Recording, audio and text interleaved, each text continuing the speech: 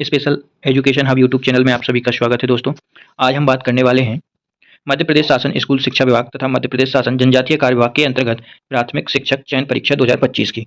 दोस्तों, वीडियो को शुरू करने से पहले आप हमारे YouTube channel special education hub को सब्सक्राइब कर लीजिए और नोटिफिकेशन को ऑन कर लीजिए ताकि आपको सारी जानकारी प्राप्त होती रहे जो भी वीडियो यूट्यूब चैनल पर आती हैं उसकी।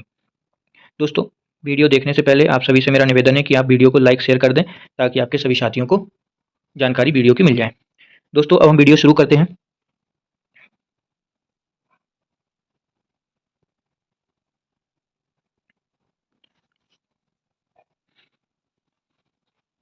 मध्य प्रदेश शासन स्कूल शिक्षा विभाग तथा मध्य प्रदेश शासन जनजातीय कार्य विभाग के अंतर्गत प्राथमिक शिक्षक की नई भर्ती परीक्षा 2025 का रूल बुक मध्य प्रदेश ने जारी कर दिया है। परीक्षा संचालन नियम पुस्तिका को हम देख रहे हैं। दोस्तों, ऑनलाइन आवेदन पत्र भरने की प्रारंभ तिथि 18 जुलाई 2025 है।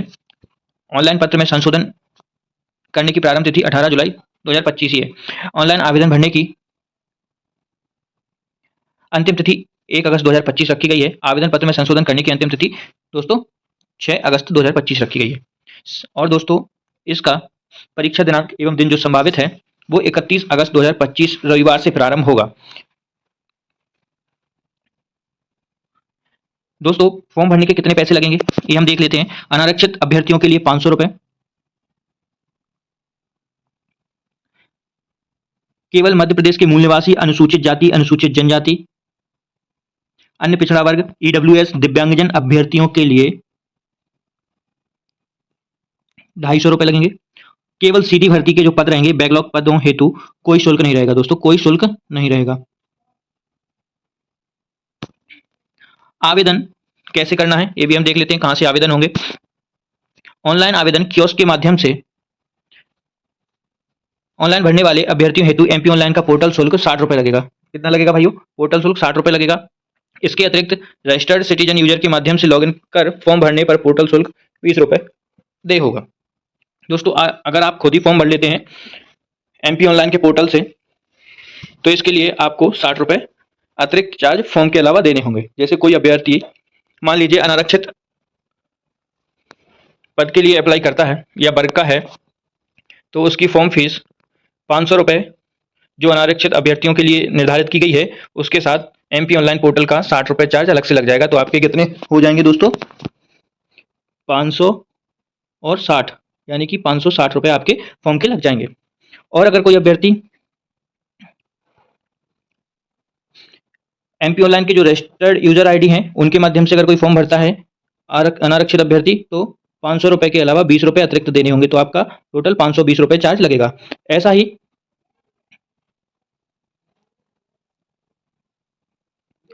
आरक्षित वर्ग के लिए 250 रुपए है, 250 रुपए है। और अगर वो कियोस्क से भरते हैं रजिस्टर्ड यूजर आईडी से तो उनके 20 रुपए अलग लगेंगे। तो कितने हो जाएंगे आपके? 270 रुपए चार्ज लगेगा। और अगर खुद से भरते हैं तो आपका चार्ज 250 रुपए के अतिरिक्त 60 रुपए और लग जाएगा। तो आपके 310 रुपए फॉर्म भरने के लग सकते हैं। अब हम बात करते हैं कि परीक्षा दिनांक कब है। दोस्तों, परीक्षा दिनांक आपका 31 अगस्त 2025 से प्रारंभ होगा और 2 शिफ्टों में परीक्षा होगी। दोस्तों, कैसे परीक्षा होगी? 2 शिफ्टों में परीक्षा होगी। अभ्यर्थियों के लिए रिपोर्टिंग टाइम प्रातः 8:30 बजे से प्रथम पाली में रहेगा।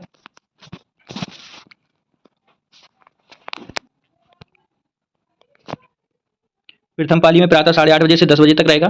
द्वितीय पाली में 1 बजे से 2:30 बजे तक रहेगा। महत्वपूर्ण निर्देश पढ़ने का समय आपको जो परीक्षा हॉल में मिलेगा वो प्रातः 10:20 से 10:30 बजे तक, यानी कि 10 मिनट आपको समय मिलेगा निर्देश पढ़ने के लिए। और दूसरी पाली में भी ऐसे ही 10 मिनट का समय मिलेगा 2:50 से 3 बजे तक। और दोस्तों, आपको एग्जाम के क्वेश्चन हल करने के लिए कितना समय मिलेगा? राइट, 2 घंटे आपको समय मिलेंगे 10:30 से 12:30 बजे तक। कितना दोस्तों? 10:30 से 12:30 बजे तक 2 घंटे का समय है। प्रथम पाली में 10:30 से 12:30 और द्वितीय पाली में 3 बजे से 5 बजे तक। दोस्तों, कुछ महत्वपूर्ण निर्देश हैं जिन्हें हम एक बार देख लेते हैं। अभ्यर्थी का आधार पंजीयन अनिवार्य है। दोस्तों, जो भी आवेदक रहेंगे उनका आधार पंजीयन अनिवार्य है। UIDAI के द्वारा सत्यापित वेरीफाई होने पर ही ई आधार मान्य होगा। जो अगर आप ई आधार लेके जाते हैं तो आपका आधार सत्यापित यानी कि वेरीफाई होना चाहिए। किसके द्वारा? UIDAI के द्वारा। बोर्ड द्वारा आयोजित, दूसरा पॉइंट है, बोर्ड द्वारा आयोजित परीक्षा में मूल फोटोयुक्त पहचान पत्र लाना अनिवार्य होगा। मूल फोटोयुक्त पहचान पत्र के रूप में अभ्यर्थी अपना pan card, Aadhaar card, voter card, driving licence इत्यादि चीज़ों को ले जा सकता है। दोस्तों ये तो आपको एडमिट कार्ड में भी ये सारी चीज़ें मिल जाएंगी कि परीक्षा हॉल में क्या क्या लेके जाना है, क्या लेके नहीं जाना है, जैसे calculator, smart watch, lock tables, digital watch, नकल पर्चा, इलेक्ट्रॉनिक डिवाइस इत्यादि चीज़ें ये सब वर्जित रहती हैं। आप केवल परीक्षा हॉल में प्रवेश पत्र ले जा सकते हैं। और दोस्तों सभी अभ्यर्थियों का मध्य प्रदेश राज्य के रोजगार कार्यालय में जीवित पंजीयन होना अनिवार्य है। दोस्तों ये सबसे इंपॉर्टेंट पॉइंट है आपका कि आपका मध्य प्रदेश रोजगार पंजीयन जो होता है वो आपका होना चाहिए और एक्सपायरी डेट का नहीं होना चाहिए, हाल का ही होना चाहिए आपका। अगर किसी का एक्सपायर हो गया है तो अभी वो उसको रिन्यूअल कर लें। अगर रिन्यूअल करना नहीं आता है तो आप वीडियो के कमेंट बॉक्स में लिख दें, मैं उसके लिए आपको अलग से वीडियो बना के बता दूंगा कि कैसे किया जाता है। अगला पॉइंट है परीक्षा केंद्र पर आवेदक को बॉल पॉइंट, ये सारी चीज़ें आपको एडमिट कार्ड में भी मिल जाएंगी। जब आप परीक्षा के लिए एडमिट कार्ड निकलवाएंगे उसमें सारी चीज़ें निकल जाएंगी। दोस्तों यह परीक्षा ऑनलाइन होगी, कंप्यूटर पर होगी। अब हम दोस्तों बात करते हैं कि 11वें पॉइंट की बात करते हैं। आवेदन पत्र भरते समय उम्मीदवारों के किसी भी प्रमाण पत्र का परीक्षण मंडल द्वारा नहीं किया जाएगा। दोस्तों अगर ये भ्रम में ना रहें कि आवेदन भरते समय कोई किसी भी प्रकार का आपका परीक्षण प्रमाण पत्र का किया जाएगा। अतः कंप्यूटर आधारित ऑनलाइन परीक्षा में उम्मीदवारों की पात्रता एलिजिबिलिटी पूर्णतः प्रावधिक होगी। आवेदक यह पूर्ण रूप से सुनिश्चित कर लेवें कि नियमानुसार आवेदित पद हेतु निर्धारित जन्मतिथि, आयु सीमा, शैक्षणिक व अन्य समस्त अर्हताएं धारित करता हो। आवेदक द्वारा आवेदन पत्र में दी गई किसी भी जानकारी का मिलान उसके मूल दस्तावेज अभिलेख से नहीं होने अथवा त्रुटिपूर्ण होने अथवा नियमानुसार नहीं होने की स्थिति में किसी प्रकार किसी भी स्तर पर आवेदक की अभ्यर्थता समाप्त की जा सकेगी। दोस्तों मध्य प्रदेश के विशेष आदिम जनजाति समुदाय जैसे बेगा, सहारिया, शहरिया एवं भारिया अनुसूचित जनजाति के अभ्यर्थियों को कार्यपालिक पदों के लिए अपने आवेदन पत्र समस्त आवश्यक प्रमाण पत्र संलग्न करते हुए हार्ड कॉपी में निर्धारित नियम पुस्तिका के प्रारूप वन में आवेदन पत्र भरने की अंतिम तिथि तक मंडल को न भेजते हुए सीधे संबंधित विभाग को पृथक पृथक आवेदन प्रस्तुत करना होगा। मंडल को प्रेषित आवेदन पत्र अमान्य माना जाएगा। तो दोस्तों जो भी इस कैटेगरी के लोग हैं उनको आवेदन पत्र भरने की अंतिम तिथि तक मंडल को न भेजते हुए सीधे संबंधित विभाग को पृथक पृथक आवेदन प्रस्तुत करना होगा, तभी उनका आवेदन माना जाएगा, नहीं तो उनका आवेदन अमान्य माना जाएगा। नियम पुस्तिका 1 के प्रारूप में जो महत्वपूर्ण निर्देश दिए गए हैं उनको हम बाद में देखेंगे। उससे पहले हम विषय सूची देख लेते हैं। मेरे हिसाब से विषय सूची की चर्चा करना कोई अति आवश्यक नहीं है। अब हम सीधा चलते हैं अध्याय 1 में क्या क्या दिया हुआ है।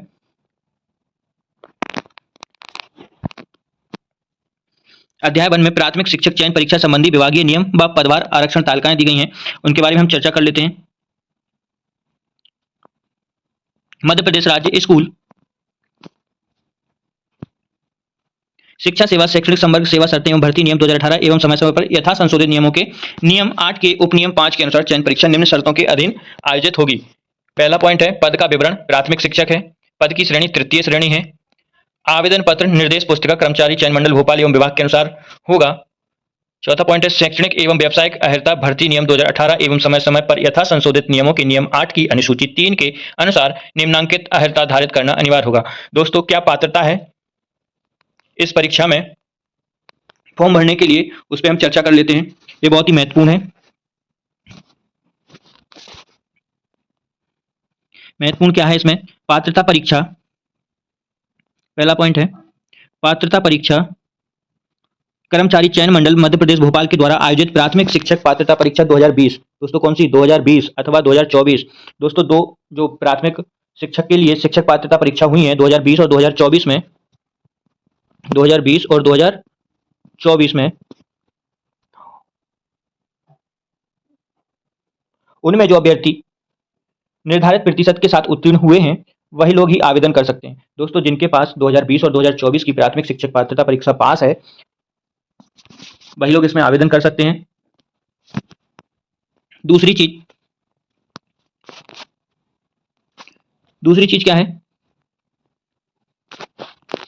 प्राथमिक शिक्षक के भर्ती नियम 2018 एवं समय समय पर संशोधित नियम 8 की अनुसूची 3 के अनुसार निम्नांकित योग्यता अभ्यर्थियों को धारित करना होगा। दोस्तों फॉर्म भरने के लिए क्या होना चाहिए? आपके पास कौन सी डिग्री होनी चाहिए? डीएड होना चाहिए, बीएड होना चाहिए या और कुछ होना चाहिए, ये सारी चीज़ें हम देख लेते हैं। पहला है कम से कम 50%, कितना दोस्तों, 50% अंकों के साथ हायर सेकेंडरी अथवा इसके समकक्ष, हायर सेकेंडरी या इसके समकक्ष, यानी कि आपकी 12वीं में 50% अंक होना अनिवार्य हैं। इससे कम वाले इसमें अप्लाई नहीं कर सकते हैं। अगर किसी की 12वीं में 49% है तो वो इसके लिए योग्यता नहीं रखता है। और अगर आगे हम अगले पॉइंट में देखेंगे कि क्या जानकारी और दी गई है। अथवा इसके समकक्ष तथा प्रारंभिक शिक्षा में 2 वर्ष का डिप्लोमा, विशेष शिक्षा में 2 वर्षीय डिप्लोमा या उसके समकक्ष। दोस्तों जिसके पास विशेष शिक्षा में 2 वर्षीय डिप्लोमा है, स्पेशल डीएड है, उसको 12वीं में 50% अंक के साथ परीक्षा उत्तीर्ण की हो। एवं अगला पॉइंट है कम से कम 45% अंकों के साथ हायर सेकेंडरी अथवा इसके समकक्ष एनसीटीई विनियम 2002 के अनुसार प्रारंभिक शिक्षा में डिप्लोमा। दोस्तों एनसीईटी के जो भी मान्यता प्राप्त 2 वर्षीय शिक्षा में, प्रारंभिक शिक्षा में जो 2 वर्षीय डिप्लोमा है, उसके साथ आपको 45% अंक 12वीं में होने चाहिए। या फिर कम से कम 50% अंकों के साथ हायर सेकेंडरी अथवा इसकी समकक्ष प्रारंभिक शिक्षा शास्त्र में 4 वर्षीय स्नातक उपाधि बीएलएड, यानी कि आपके पास बीएलएड होनी चाहिए 4 वर्ष की, और उसके साथ साथ आपके पास 12वीं में 50% अंक होने चाहिए। स्नातक उपाधि तथा प्रारंभिक शिक्षा में 2 वर्षीय डिप्लोमा तथा इसके समकक्ष आपके पास योग्यता होनी चाहिए। महत्वपूर्ण पॉइंट है आपका अनुसूचित जाति, अनुसूचित जनजातियों, अन्य पिछड़ा वर्गों तथा दिव्यांगजन अभ्यर्थियों को शैक्षणिक योग्यता के अर्हताकारी अंकों में 5% अंक की छूट दी जाएगी। दोस्तों जो दिव्यांगजन हैं या अनुसूचित जनजाति, अनुसूचित जाति, अन्य पिछड़ा वर्गों के अभ्यर्थी हैं, उनको 50% तक की छूट दी जाए, सॉरी 5%, कितनी दोस्तों, 5% की छूट दी जाएगी। अंक सूची उपाधि शैक्षणिक एवं व्यावसायिक मान्यता प्राप्त संस्था के ही मान्य होंगे। इसके अतिरिक्त अन्य समस्त आवश्यक प्रमाण पत्र राज्य शासन द्वारा अभिहित सक्षम प्राधिकारी द्वारा जारी किए गए प्रमाण पत्र ही स्वीकार किए जाएंगे। यह दायित्व पूरी तरह से अभ्यर्थी का होगा। दोस्तों हम देख लेते हैं सबसे महत्वपूर्ण पॉइंट है आयु सीमा का। आयु सीमा न्यूनतम आयु 21 वर्ष होनी चाहिए। किस कैटेगरी को कितना आयु सीमा में रिलैक्सेशन दिया गया है, इसकी जानकारी हम आपको बताने वाले हैं। पुरुष आवेदक अनारक्षित वर्ग के लिए अधिकतम आयु 40 वर्ष है। और अगर अतिथि शिक्षक जिनके द्वारा न्यूनतम शैक्षणिक सत्रों में एवं न्यूनतम 200 दिवस मध्य प्रदेश के शासकीय विद्यालय में अतिथि शिक्षक के रूप में अध्यापन कार्य किया गया हो, उनकी अधिकतम आयु 49 वर्ष रखी गई है। मध्य प्रदेश के मूल स्थानीय निवासी महिला आवेदक अनारक्षित वर्ग के लिए 45 वर्ष अधिकतम आयु सीमा है। और अगर वह अतिथि शिक्षक की आरक्षण के जो महत्वपूर्ण बिंदु हैं, जैसे कि 3 वर्ष का शैक्षणिक अनुभव या 200 दिवस न्यूनतम पूरे करते हैं, तो 54 वर्ष तक उनकी अधिकतम आयु रखी गई है। पुरुष महिला मध्य प्रदेश शासन के नियम मंडल स्वशासी संस्था के कर्मचारी तथा नगर सैनिक के लिए 45 वर्ष अधिकतम आयु। पुरुष महिला मध्य प्रदेश के आरक्षित वर्ग अनुसूचित जाति, अनुसूचित जनजाति, पिछड़ा वर्ग के लिए 45 वर्ष। और अगर वह अतिथि शिक्षक की पात्रता रखते हैं तो 54 वर्ष अधिकतम आयु। मध्य प्रदेश के मूल स्थानीय निवासी दिव्यांगजन के आवेदकों के लिए 45 वर्ष अधिकतम आयु सीमा रखी गई है। और अगर वह अतिथि शिक्षक के न्यूनतम 3 शैक्षणिक सत्रों एवं न्यूनतम 200 दिवस प्रदेश के शासकीय विद्यालय में अतिथि शिक्षक के रूप में अध्यापन कार्य किया हो, तो उनकी अधिकतम आयु सीमा 54 वर्ष हो सकती है।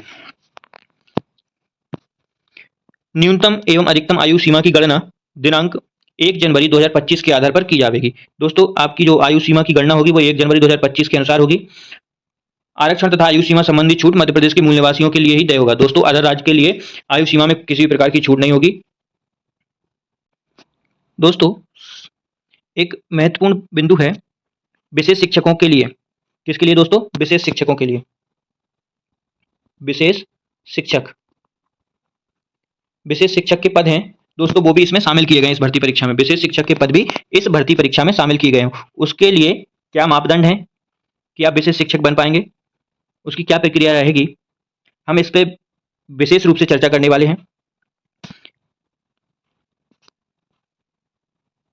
विज्ञापित पदों में विशेष शिक्षकों के पद भी सम्मिलित हैं। आरसीआई से मान्यता प्राप्त 2 वर्षीय विशेष शिक्षा में प्रारंभिक शिक्षा डिप्लोमा धारित अभ्यर्थियों को चयन परीक्षा के में उनके द्वारा प्राप्त अंकों के 5% अंक बोनस अंक के रूप में प्रदान किए जाएंगे। इन अभ्यर्थियों को मेरिट क्रम में चयनित होने पर विशेष शिक्षक के पद पर पदस्थ किया जाएगा। विशेष शिक्षक के पदों की पूर्ति न होने पर इन पदों की पूर्ति हेतु पृथक से विशेष विज्ञापन जारी कर चयन परीक्षा में अर्हताधारी अभ्यर्थियों से पद पूर्ति की कार्रवाई की जा सकेगी। बोनस अंक से संबंधित जानकारी एवं अभिलेख सही नहीं होने अथवा किसी प्रकार की असत्य जानकारी तथ्य प्रस्तुत करने पर अभ्यर्थी की अभ्यर्थता किसी भी स्तर पर समाप्त की जा सकेगी। इसकी समस्त जिम्मेदारी अभ्यर्थी की होगी तथा इस संबंध में अभ्यर्थी का कोई भी दावा या आपत्ति स्वीकार नहीं होगी। दोस्तों, प्राथमिक शिक्षक की जो ये पद हैं, इनमें विशेष शिक्षकों के पद भी सम्मिलित हैं। आरसीआई से जो भी मान्यता प्राप्त विशेष शिक्षा में डीएड धारी होंगे या प्रारंभिक शिक्षा में डिप्लोमा धारित अभ्यर्थी होंगे, उनको क्या होगा, जो भी आप परीक्षा में अंक लाते हैं तो उनका 5% अधिक अंक आपको दिया जाएगा और आपकी मेरिट सूची तैयार की जाएगी और मेरिट सूची के आधार पर आपको विशेष शिक्षक के पद पर पदस्थ किया जाएगा। और जितने पद इन्होंने विशेष शिक्षक के रखे हैं, अगर पदों की पूर्ति नहीं होती है तो जितने भी पद इस भर्ती में भर जाएंगे, उसके बाद प्राथमिक शिक्षक, विशेष शिक्षक के पद बचते हैं, उन पर अलग से चयन परीक्षा कराई जाएगी। चयन परीक्षा के लिए आवेदन करते समय संबंधित अभ्यर्थी के पास मध्य प्रदेश रोजगार कार्यालय का जीवित पंजीयन होना अनिवार्य है। दोस्तों, यही पॉइंट फिर से हम देख लेते हैं। इस पे बहुत ही विशेष चर्चा की जा रही है कि आपके पास रोजगार कार्यालय का जीवित पंजीयन होना अनिवार्य है। दोस्तों, प्राथमिक शिक्षक का जो वेतनमान रहेगा उस पर भी हम देख लेते हैं। ये भी बहुत ही महत्वपूर्ण विषय है। प्राथमिक शिक्षक को न्यूनतम वेतन 25,300 रुपये प्लस महंगाई भत्ता परिवीक्षा अवधि में भर्ती नियम 2018 के उपनियम 13 के अनुसार वेतन देय होगा। एक और महत्वपूर्ण पॉइंट है, शिक्षक चयन परीक्षा में अर्ह होने के लिए प्रवर्ग बार न्यूनतम अंकों का प्रतिशत निम्नलिखित अनुसार होगा। प्राथमिक शिक्षक के जो परीक्षार्थी रहेंगे, अनुसूचित जाति, अनुसूचित जनजाति, अन्य पिछड़ा वर्ग, दिव्यांग व्यक्ति, आर्थिक रूप से कमजोर वर्ग, इनके लिए 40% अंक लाना अनिवार्य है और अन्य के लिए 50% अंक लाना अनिवार्य है। प्यारे साथियों, स्कूल शिक्षा विभाग की कुल 10,150 प्राथमिक शिक्षक के पद की भर्ती की जा रही है। रूल बुक बहुत ही बड़ी है, जिसको हम एक वीडियो के माध्यम से नहीं समझ सकते। एक अलग से वीडियो बना दिया जाएगा। अगर आप लोग कमेंट बॉक्स में कमेंट करके जो भी चीज़ क्लियर नहीं हो रही है, आप लोग कमेंट बॉक्स में लिख सकते हैं। उसके लिए एक अलग से वीडियो बना दिया जाएगा। इसी में विशेष शिक्षक के पद भी हैं। प्राथमिक शिक्षक के जो लोग विशेष डीएड वाले हैं, वो लोग भी अप्लाई कर सकते हैं। उनके लिए विशेष शिक्षक बनने का सुनहरा अवसर है। दोस्तों, वीडियो बहुत ही लंबा हो चुका है, इसलिए मैं जानकारी पूरी नहीं दे सकता हूँ। आगे की जानकारी पार्ट 2 में दे दूंगा। दोस्तों, जानकारी अच्छी लगी हो तो चैनल को सब्सक्राइब कर लें। चैनल का नाम है स्पेशल एजुकेशन हब, और वीडियो को ज़्यादा से ज़्यादा शेयर एवं लाइक कर दें और अपने दोस्तों को भी शेयर कर दें ताकि उनको भी भर्ती प्रक्रिया की समस्त जानकारी प्राप्त हो सके। धन्यवाद।